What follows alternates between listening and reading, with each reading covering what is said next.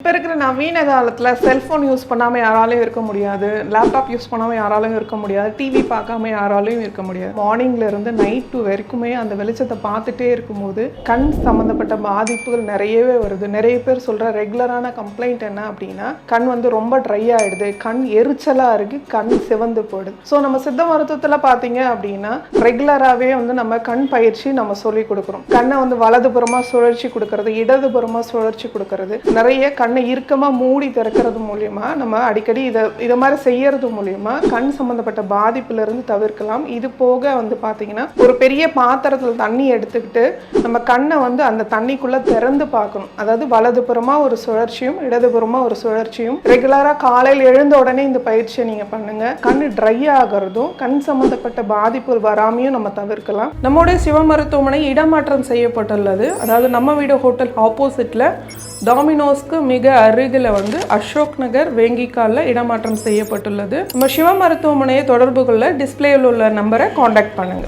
ஆரோக்கியம் வரமாக சிவ மருத்துவமனை வாங்க. சிவ மருத்துவமனை.